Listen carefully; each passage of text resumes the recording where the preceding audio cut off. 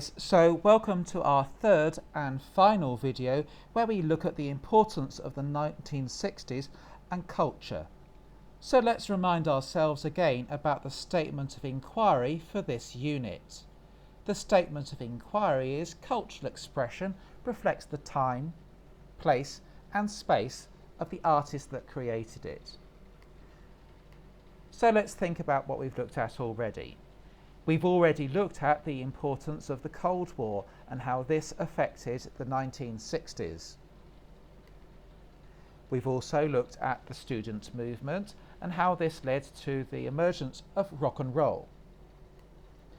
We've also spent some time thinking about flower power and hippies and how this was an important part of the cultural development in the 1960s.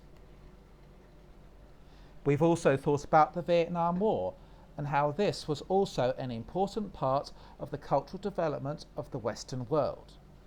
Quite often, the Vietnam War was accused of being a rich person's war. But remember, luckily Donald Trump did not go to Vietnam because he had a bad foot. So this era of quite radical and fast change must have seen a big difference between the 1950s. In the 1950s, teenagers were very different. In fact, really in the 1950s, the term teenager didn't exist.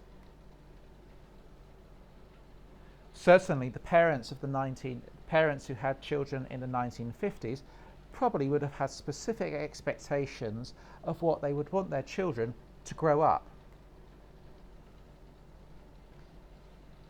For many parents who had children in the 1950s, things probably didn't work out as they'd wanted, with the emergence of youth culture, teenage culture, anti-war protests, and 1960s fashion. Here we can see the miniskirt, which became popular.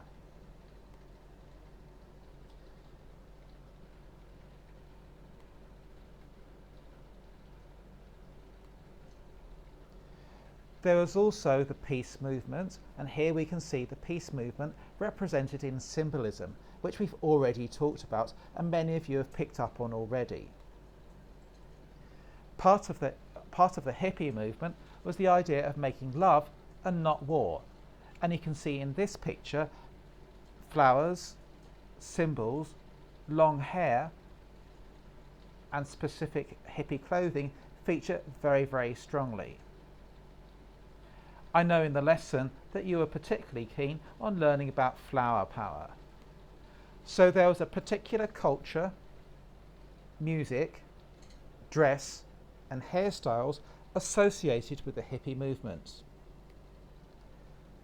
Hippies were often seen travelling around the country, and the icon of the hippie van is quite heavily ingrained in Western society. Many hippies chose to live in communes. This is where large groups of like-minded people come together and live in a communal way. This is in stark contrast to the middle-class families of the 1950s and the 1960s. And remember, a lot of hippies did actually come from middle-class, educated backgrounds.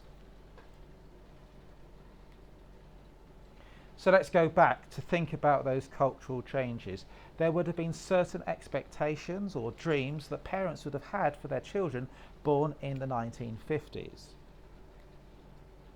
The hippie movement was not only an alarm to these parents, but also to politicians.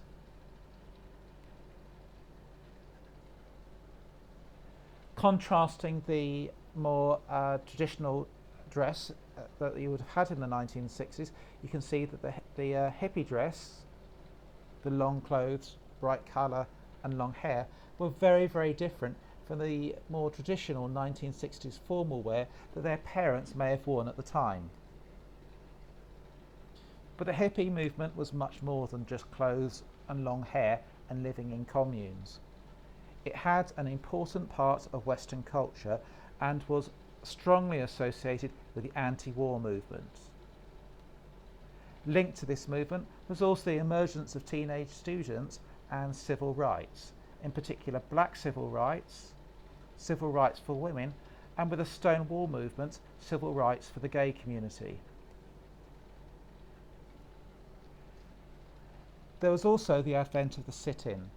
Here we can see black United States citizens sitting in a white-only restaurant in America. So sometimes when you have to stand up for your rights, you do have to sit in, or so the slogan goes. All across America, there were political movements and political protests focused on the Vietnam War. And as we have seen before, this culminated in 1968.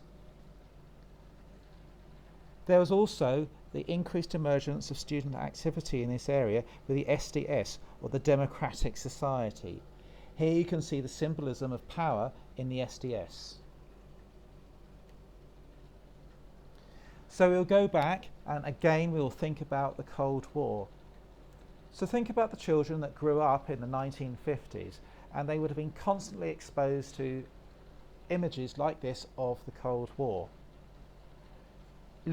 Understanding this context, you might be able to appreciate how the hippie movement and the anti-war movement emerged. We have talked in length about the United Kingdom and the United States and the movements there, but the movements were not only restricted to these countries. In 1968, the student protests and sit-ins brought Paris to a standstill. So let's go back and think about our unit of inquiry. Our unit of inquiry focused on how artists were affected and influenced by time, space and place. And certainly in the 1960s, you can see a strong influence, even in quite, at the time, mainstream music. Here we can see the Beatles, and here also, next to the Beatles, you can see a piece of hippie artwork. So you can see the hippie movement does represent the time, space and place in which it was created. Hey guys, if you like this video, please like it, leave a comment at the bottom, and if you haven't done so already, well, you're really naughty. Please subscribe to my channel. See you later.